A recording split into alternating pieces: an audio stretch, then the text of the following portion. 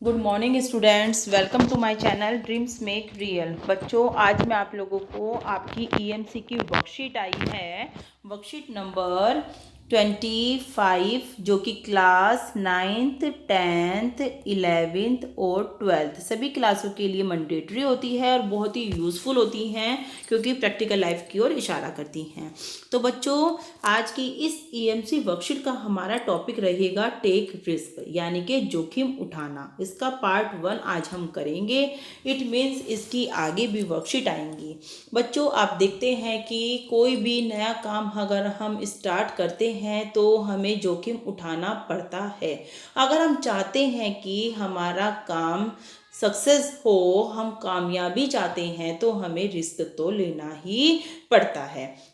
तो बच्चों, आज की इस वर्कशीट में हम यही पढ़ेंगे कि हम जोखिम क्यों उठाना चाहिए हमें किसी काम की सफलता के लिए। और बच्चों देखो, अगर हम एक बार किसी काम को करने का रिस्क ले लेते हैं, जोखिम उठा लेते हैं, उसमें अच्छा पैसा इन्वेस्ट कर देते हैं, मेहनत करते हैं, और अगर वो काम सफल होता चला जाता है तो हमें धीरे धीरे मोटिवेशन मिलता है, इंस्पिरेशन मिलती है, और फिर तो बच्चों सफलता हमसे ज़्यादा दूर नहीं होती।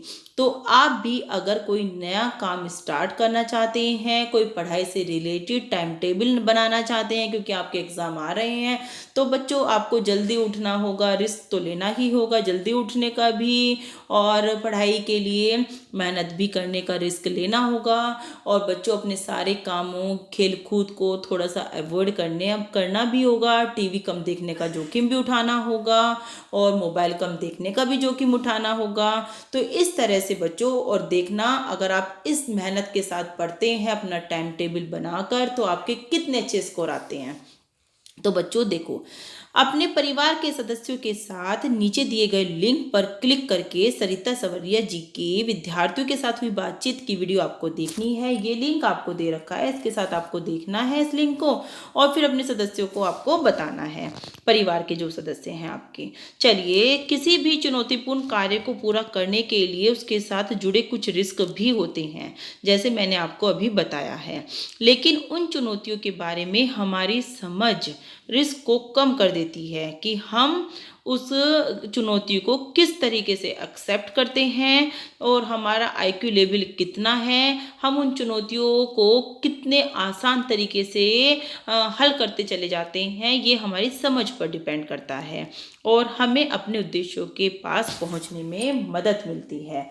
चलिए बच्चों, एक खेल बताया गया है, खेल के माध्यम से आपको बताया गया है कि आप इस बात को कितना आसान तरीके से समझ सकते हैं। देखो, पेपर टॉस खेलने के लिए गत्ते का एक टुकड़ा या पुराना कैलेंडर लेकर उस पर 30 सेंटीमीटर व्यास का गोला बनाए और दीवार पर टांग दे, जैसे कि ये टंगा हुआ है। और अखबार से एक 3-4 इंच मोटी गेंद आपको बनानी है, और जिसे दूरी पर गोले से फेंका जा सके। इस गेंद को आपको इस पर फेंकनी है, निशाना बनाना है। तो दीवार से नीचे लिखी दूरियों पर लाइन खींच दीजिए, और अंक बता दीजिए कि 5 कदम पर 10 अंक मिलेंगे, 10 कदम पर अगर हमारी गेंद जाती है तो 25 अंक मिलेंगे, 15 कदम पर अगर हमारी गेंद चली जाती है तो 50 अंक मिलेंगे। अब आपने आपको अपने परिवार के सारे सदस्यों को खेलने के लिए तैयार करना है। देखो, परिवार के सदस्य आपस में चर्चा करके निर्णय करेंगे कि वे कौन से अवसर में किस रेखा से गेंद को फेंकना चाहते हैं। प्रत्येक सदस्य को कितने मौके दिए जाएंगे?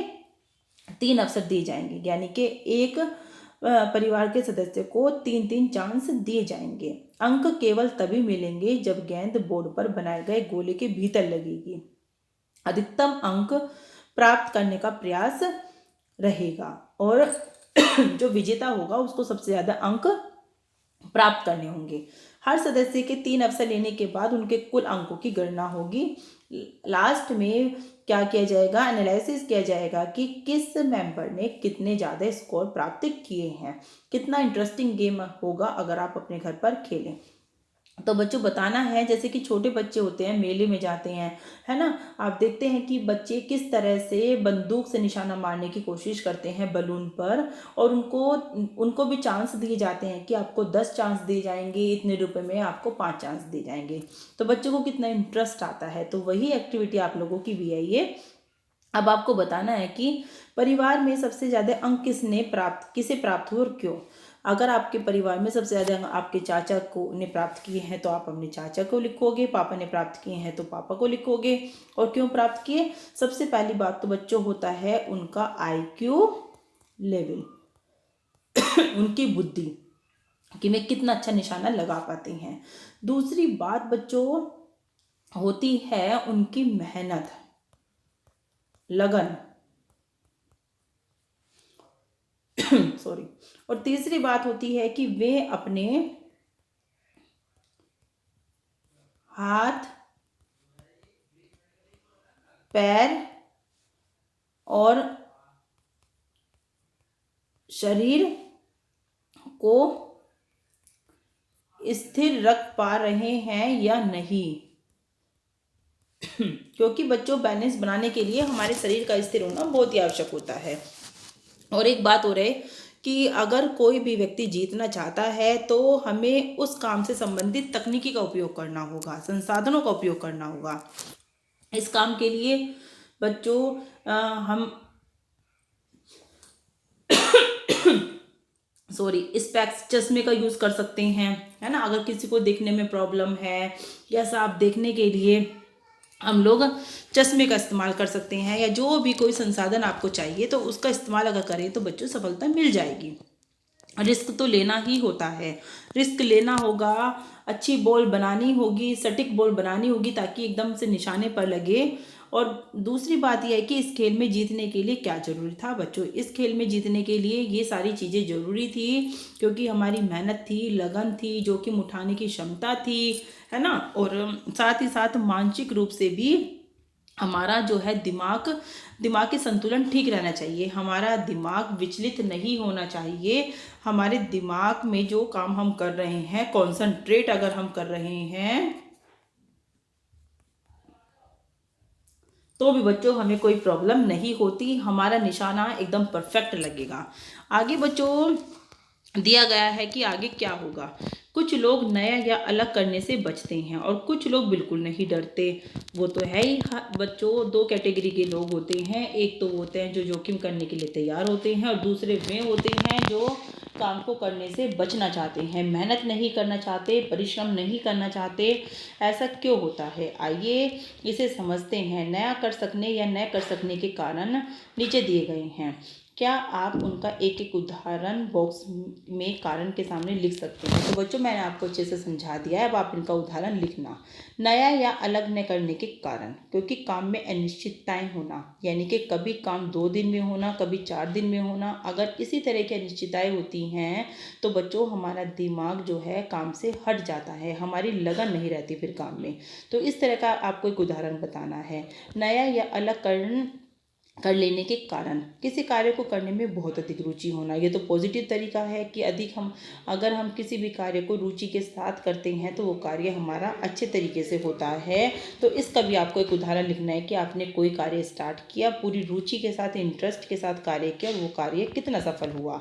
और तीसरा बच्चों आपको दिया गया है कि विपरीत परिणामों की संभावना होना, कि मतलब अगर आपने कोई काम किया है ना और आपको उसका सकारात्मक परिणाम ना मिला, रिजल्ट ना मिला, तो क्या आप उस काम को छोड़ देंगे। क्या आपके साथ अभी कैसा हुआ है कि आपने मेहनत की और आपको सफलता नहीं मिली तो आपने उस काम को छोड़ दिया, उसको लगन से आगे नहीं किया। तो उसका एक उदाहरण भी आपको लिखना है। रिस्क की तुलना में लाभ अधिक होने की संभावना, बिल्कुल सही बात है बच्चों। अगर हम किसी काम को करते हैं, रिस्क के साथ करते हैं तो संभावना, अधिक लाभ होने की संभावना हमें रहती है। तो ये बात, इसका भी एक उदाहरण बच्चों आपको लिखना है। अब बच्चों आपको बताना है, देखो यदि अनुमानित लाभ रिस्क से अधिक है तो लोग रिस्क लेने के लिए तैयार हो जाते हैं, यानी कि वे अनिश्चितताओं न होने वाले प्रतिकूल परिणामों का सामना करने के लिए भी अपने आप को तैयार कर लेते हैं। और जो बिल्कुल रिस्क नहीं लेते वे कई बार अच्छे अवसर खो देते हैं, क्योंकि बच्चों जोखिम से जो लोग चुप बैठे रहते हैं जोखिम के डर से, तो बच्चों उनकी विफलता तो तय है, क्योंकि उन्हें उनकी असफलता विफलता बिल्कुल तय है। क्योंकि जब वो लोग रिस्क ही नहीं लेंगे, चुपचाप एक जगह बैठे रहेंगे, तो बच्चों उनको सफलता क्या मिलेगी। हमारी लाइफ जो है वो स्ट्रगल से भरी हुई होती है, जिसमें जोखिम होते हैं, है ना। हमें कदम कदम पर स्ट्रगल करना पड़ता है, जोखिम लेने के लिए हमें हरदम तैयार रहना चाहिए, तभी हम अपनी लाइफ में आगे बढ़ते जाते हैं। पर इसके लिए ज़रूरी है कि हम रिस्क का सही तरीके से आकलन करना सीख लें। देखो बच्चों, क्या आपने कभी जोखिम भरा या रिस्क वाला कोई काम किया है? यदि हाँ तो उदाहरण आपको देना है। देखो बच्चों, क्या आपकी लाइफ में कभी कोई काम ऐसा आया है कि उसमें रिस्क हो और आपने उस काम को किया हो? अगर किया है तो बच्चों आपको बताना है। जैसे कि कभी आप कहीं घूमने जाते हैं, है ना, और वहाँ पर आप राइडिंग करने से डरते हैं या आप घोड़े पर बैठने से डरते हैं स्टार्टिंग में, लेकिन फिर आप आपके फ्रेंड्स ने आपको इनकरेज किया और आप घोड़े पर बैठे, है ना, तो आपने देखा होगा कि आप कितनी कम समय में कितनी अधिक दूरी को तय कर लेते हो घोड़े पर बैठकर। कितनी बार ऐसा होता है कि हमें पहाड़ों पर चढ़ना पड़ता है और हमारे पैरों में मतलब कितना दर्द हो जाता है अगर हम पैदल जाते हैं, लेकिन अगर हम घोड़े पे जाते हैं तो कितने छोटे रास्ते से वो हमें लेकर जाता है घोड़ा। तो इस तरह से अगर हम रिस्क नहीं लेंगे तो बच्चों हम नई नई चीज़ों को सीख भी नहीं पाते। तो आपको इसी तरह का एक उदाहरण लिखना है। इसी तरह से बच्चों एक और स्टोरी मैं सुनाती हूँ आपको कि जैसे कि एक राजा होता है, उसको उपहार में दो कबूतर मिलते हैं। तो राजा क्या देखता है कि दोनों कबूतर, उसका एक कबूतर तो बहुत ऊंचाई पर उड़ रहा है ऊपर, और दूसरा कबूतर जो है वो पेड़ की शाखा पर बैठा हुआ है। तो राजा उस कबूतर को देखकर बहुत ही चिंतित रहता है, परेशान रहता है और सोचता है कि ये कबूतर ऊंचे क्यों नहीं उड़ रहा है। तो राजा अपने मंत्री को कहता है कि किसी ऐसे व्यक्ति को बुला कर लेकर आओ जिसको पक्षियों के बारे में कोई जानकारी है। तो मंत्री जो है किसान को बुला कर लेकर आता है, क्योंकि किसान को पक्षियों के बारे में अच्छी जानकारी है। तो किसान क्या कहता है कि जिस पेड़ की शाखा पर वो कबूतर बैठा रहता था, किसान उस शाखा को ही काट देता है। फिर अगले दिन राजा क्या दिखता है कि जो दूसरा कबूतर है वो भी बहुत ऊंचाई पर ऊपर उड़ रहा है। तो इस तरह से जब उसने रिस्क लिया ऊपर उड़ने का, तो वो ऊपर उड़ना भी उसने सीख लिया। तो इसी तरह से बच्चों, अगर हम रिस्क ले लेते हैं तो कोई काम मुश्किल नहीं होता। या फिर ऐसा भी कोई काम है कि आपने रिस्क लेना चाहा हो, पर आपने फिर दूसरे नंबर का क्वेश्चन यही है कि रिस्क लेने के बारे में सोचा लेकिन आपने फिर रिस्क नहीं लिया, है ना। ऐसा क्यों हुआ?